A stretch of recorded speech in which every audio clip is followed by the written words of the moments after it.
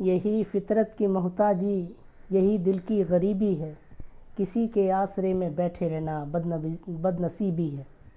Welcome back to my YouTube channel technical India. उम्मीद करता हूँ आप सब लोग अच्छे से होंगे और अपने एग्ज़ाम्स की तैयारियां कर रहे होंगे। आज के इस वीडियो लेक्चर में हम occupational safety and first aid से रिलेटेड न्यू टॉपिक लेकर के आए हैं, जिसका नाम है फर्स्ट एड, और साथ ही साथ में points to remember during first aid, points to remember during the first aid. First aid देते समय हमें किन किन बातों का ध्यान रखना चाहिए, आज हम बताएंगे फर्स्ट एड के बारे में, और फर्स्ट एड देते समय किन किन बातों का ध्यान रखना चाहिए। तो चलिए हम बिना देरी किए अपनी वीडियो को स्टार्ट करते हैं। आप लोग वीडियो को कंप्लीट देखें। वीडियो को कंप्लीट देखने से फ़ायदा ये होगा कि आपको इस वीडियो लेक्चर में बताई गई बात कंप्लीट समझ में आएगी, इसलिए आप लोग इस वीडियो को कंप्लीट देखें। तो चलिए स्टार्ट करते हैं। देखिए, हम पहले बात करते हैं फर्स्ट एड की। फर्स्ट एड क्या होता है? तो फर्स्ट एड काम करते समय अचानक से चोट लग जाना, बेहोश हो जाना या किसी जगह से गिर जाना ही हमारा क्या कहलाता है?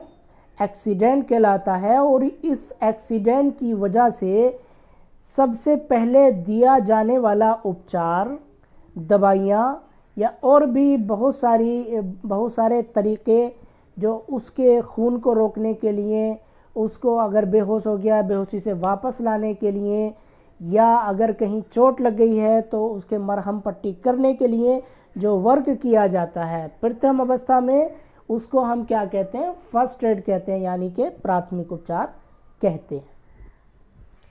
अब प्राथमिक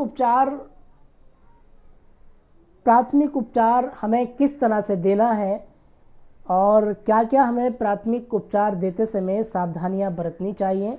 तो देखिए, आपको हम बता देते हैं कि अक्सर क्या होता है, जब किसी को चोट लगती है, एक्सीडेंट होता है, तो कुछ लोग चोटिल व्यक्ति को, यानी कि जिसका एक्सीडेंट हुआ है, उस व्यक्ति को चारों ओर से घेर लेते हैं।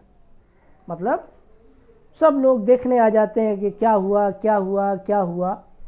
तो ऐसे में क्या होता है, एक्सीडेंट जिस व्यक्ति का हुआ है उसको हवा नहीं मिल पाती है और नुकसान हो जाता है। तो हमें उन्हीं सब बातों का ध्यान रखना चाहिए कि एक्सीडेंट अगर हो जाता है तो हमें किन किन बातों का ध्यान रखना चाहिए। देखिए, यहाँ पर फर्स्ट एड जिसको हम प्राथमिक उपचार दे रहे हैं, हमने कुछ साधन और कुछ दवाइयाँ बोर्ड पर नोट कर दी हैं। इसमें से आप लोग याद भी करें और आप अपने दैनिक जीवन के लिए इनको याद करके भी रखें। ये कभी ना कभी एक्सीडेंट होने की सूरत में हम इन दवाइयों का या इन सामान का यूज़ करके फर्स्ट एड दे सकें। तो देखिए, पहले नंबर पे हमने यहाँ पर दिया है, पहले नंबर पे आप देखिएगा, यहाँ पर हमने दिया है टिंचर आयोडीन।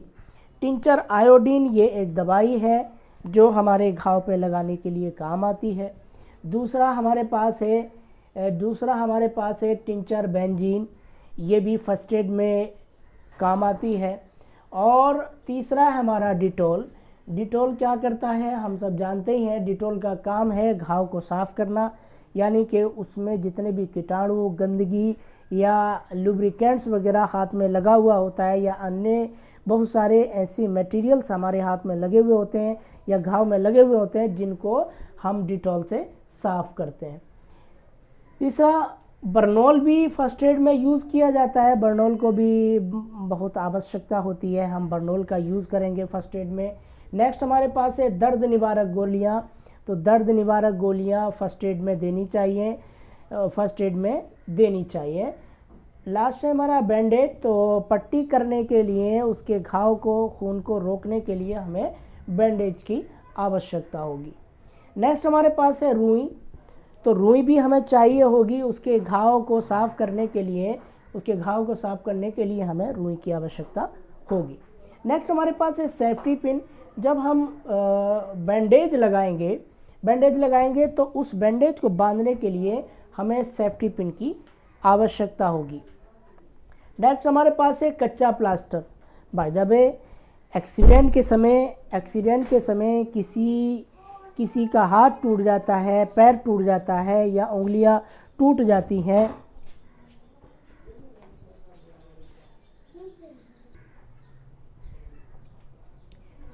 तो सेफ्टी पिन हमें चाहिए होती है। नेक्स्ट 9 नंबर पे कच्चा प्लास्टर, हाथ पैर या उंगली टूटने की सूरत में अगर अगर चिकित्सा से हमें कोई भी चिकित्सा सुविधा नहीं मिल पा रही है तो हमें फर्स्ट एड में ही कच्चा प्लास्टर उसके टूटे हुए हाथ पर इमरजेंसी में बांध देना चाहिए ताकि उसकी दर्द कम हो सके। नेक्स्ट हमारे पास है खपच्चियाँ। अगर हाथ पैर टूट जाता है या कोई उंगली टूट जाती है तो लकड़ी की पतली पतली स्टिप खपच्चियाँ जिनको बोला जाता है, उनको हाथ में बांधकर चारों तरफ से हम क्या करेंगे, कच्चा प्लास्टर कर देंगे, पट्टी कर देंगे ताकि उसको दर्द ना हो और वो टूटा हुआ हिस्सा मुड़ ना पाए। नेक्स्ट हमारे पास है जाली वाला कपड़ा। जाली वाला कपड़ा भी हमारे लिए बहुत ज़रूरी होता है और मैं तो कहूँगा कि जाली वाला कपड़ा होना चाहिए, साथ ही साथ में सूती होना चाहिए, कॉटन होना चाहिए। तो कॉटन से फ़ायदा ये होगा कि अगर धूल कण लगे हुए हैं तो पहले हमें क्या करना है, उन धूल कणों को हटाने के लिए जाली वाला कपड़ा चाहिए होता है।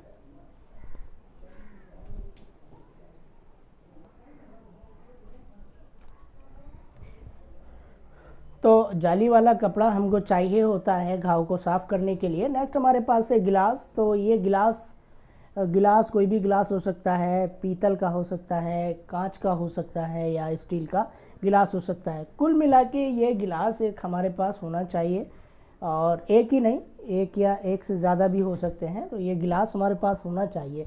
गिलास से क्या होगा कि बाय द वे एक्सीडेंट किए हुए व्यक्ति को प्यास लगेगी या उसे दूध वगैरह या दवाई खिलाने की ज़रूरत होगी तो पानी पिलाने के लिए गिलास चाहिए होता है। साथ ही साथ में अगर चोटिल व्यक्ति के आँख में धूल के कण या और चिप्स या कोई ऐसी चीज़ डल गई है जो आँख को नुकसान पहुंचा रही है या आँखों में दर्द हो रहा है तो पानी से धोने के लिए हमें अलग से चाहिए, आँख धोने के लिए एक बर्तन भी चाहिए होगा। बर्तन हमारे पास होना अति आवश्यक होता है। और नेक्स्ट नंबर पे हमारे पास है ड्रॉपर। ड्रॉपर भी हमारे पास ये होना चाहिए। और उसके बाद में है स्ट्रेचर।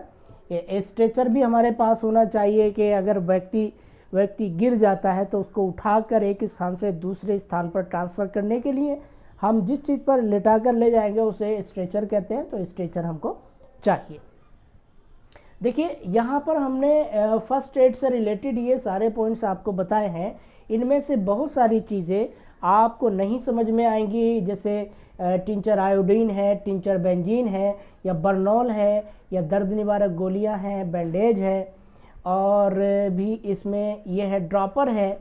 ये कुछ चीज़ें ऐसी हैं जो आपसे अनजान है तो हम अभी इसको पूरी डिटेल के साथ नहीं बता सकते हैं। नेक्स्ट वीडियो लेक्चर में हम सिर्फ इनके बारे में बताएंगे। टिंचर आयोडीन क्या होती है, टिंचर बेंजीन क्या होती है, इनका क्या महत्व होता है, क्या यूज़ होता है, ये अलग से एक वीडियो लेक्चर में हम बताएंगे। दूसरा हमारे पास लिखा हुआ है points to remember during the first add.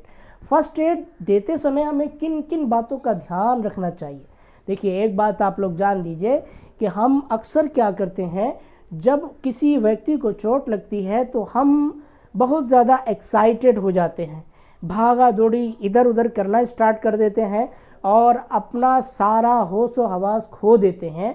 याद रखिए जब भी एक्सीडेंट होता है तो एक्सीडेंट करने के बाद में हमें होश व हवास नहीं खोना है, बल्कि ये जो पॉइंट्स दिए हुए हैं इन पॉइंट्स को ध्यान में रखते हुए हम फर्स्ट एड देंगे।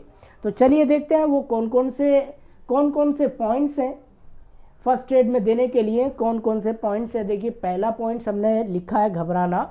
हालांकि ये अपने आप में एक पूरा एक पैराग्राफ इनसे बन सकता है, लेकिन उस पैराग्राफ को लिखने के लिए लेक्चर बहुत लंबा हो जाएगा, इसलिए हमने उनके मेन पॉइंट्स लिख दिए हैं और उनकी डिटेल हम आपको बताएंगे। अब यहाँ पर देखिए घबराना।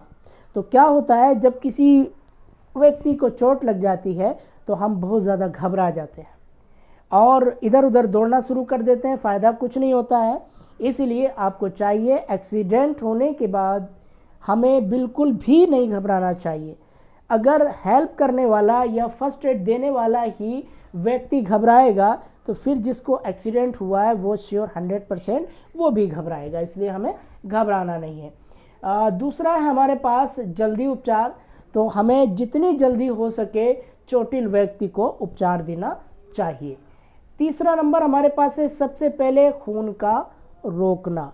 देखिए कितनी इम्पोर्टेंट बात है कि हमारी बॉडी के अंदर जो खून है और उसका रिसाव हमारी बॉडी से हो रहा है, तो धीरे धीरे वो खून बहुत ज़्यादा निकल जाएगा। उससे बचने के लिए हमें क्या करना होगा, सबसे पहले जिस जगह से खून निकल रहा है आप उस जगह को किसी जाली नुमा कपड़े से या रुई से या बैंडेज से उस खून को हम रोक देंगे। नेक्स्ट हमारे पास है खून को रोकने के पश्चात हमें क्या करना है, सबसे पहले अगर व्यक्ति होश में है तो उससे पूछना है कि आपको कहाँ दर्द हो रहा है। तो जिस जगह उसको दर्द हो रहा है तो पहले उस दर्द की जांच करें कि उसका हाथ तो नहीं टूटा हुआ है या ज़्यादा नुकसान तो नहीं हुआ है। अब नेक्स्ट हमारे पास है आग से बिजली से अलग करना। कभी कभी क्या होता है कि इंडस्ट्री में या वर्कशॉप में आग लग जाती है तो व्यक्ति बीच में घिर जाता है। तो हमें क्या करना है कि सबसे पहले देखना है कि व्यक्ति के आसपास में आग लगी हुई है तो उसको उस आग से तुरंत हटा करके हम ले जाएंगे। साथ ही साथ में बिजली से अलग करना, ये भी हमारे लिए एक पॉइंट है कि अगर व्यक्ति बिजली से चिपक जाता है या करंट उसको लग जाता है तो हमें क्या करना है, सबसे पहले बिजली के मेन सर्किट को बंद कर देना है और उसके बाद हमें जिसका एक्सीडेंट हुआ है उसको लेकर जाएंगे और बिजली से अलग कर देंगे, यानी कि बिजली वाले स्थान से हम अलग ले जाएंगे। नेक्स्ट हमारे पास है एक्सीडेंट एरिया से हटाना।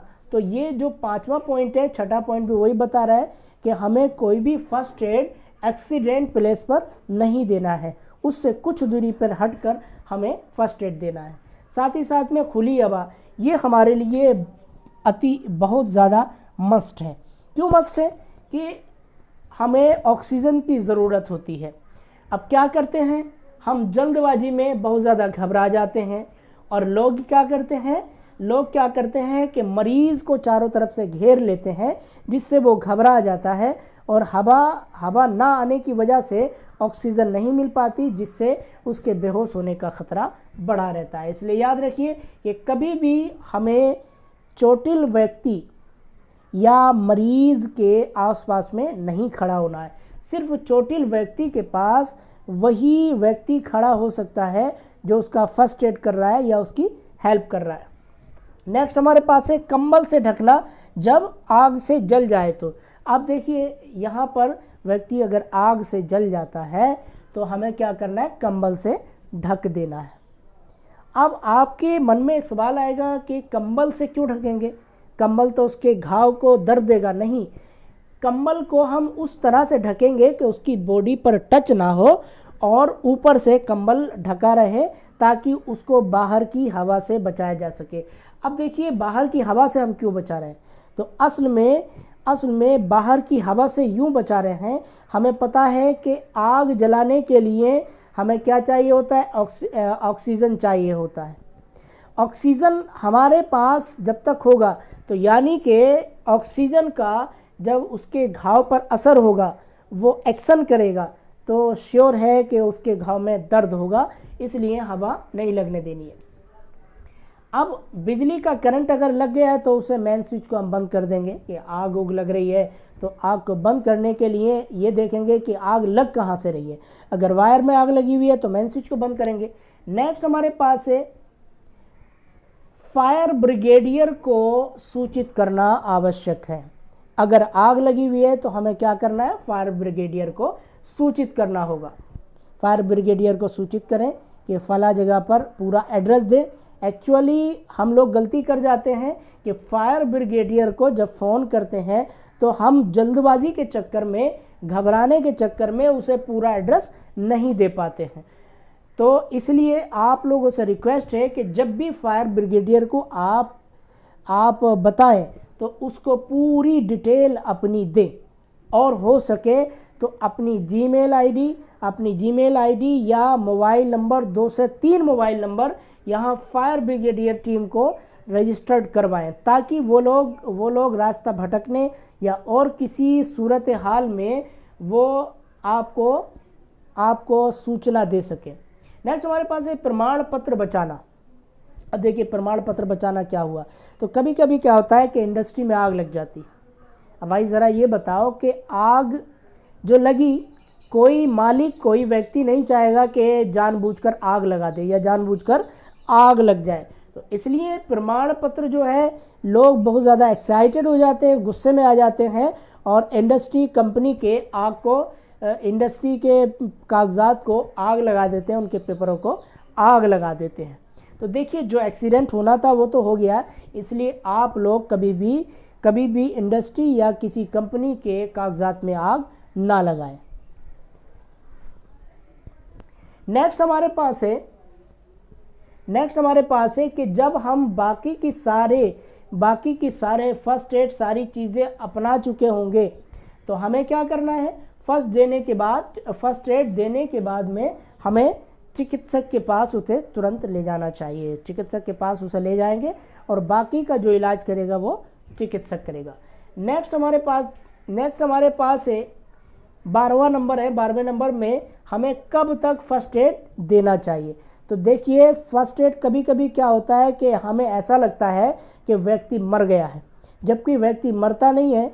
व्यक्ति की मृत्यु नहीं होती है, बल्कि उसकी सांस रुक जाती है, धड़कनें रुक जाती हैं, जिसकी वजह से हम जल्दबाजी करके और उसे मृत घोषित कर देते हैं और फर्स्ट एड देना बंद कर देते हैं। तो याद रखिए कभी भी हमें उस वक्त तक फर्स्ट एड देते रहना नहीं छोड़ना है जब तक कि कोई डॉक्टर या कोई चिकित्सक ना उसको मृत घोषित ना कर दे। तो आज के इस टॉपिक में हमने फर्स्ट एड और points to remember during the first aid से रिलेटेड हमने पॉइंट्स आपको बताए। उम्मीद है कि आपको ये पॉइंट्स समझ में आएंगे। आपके एग्ज़ाम्स में और कॉम्पिटिटिव एग्ज़ाम में भी ये पूछ सकता है, तो आप लोग इसकी एग्ज़ाम की अच्छे से तैयारी कीजिए और हमारी वीडियो लेक्चर को देखते रहिए। ओके, धन्यवाद।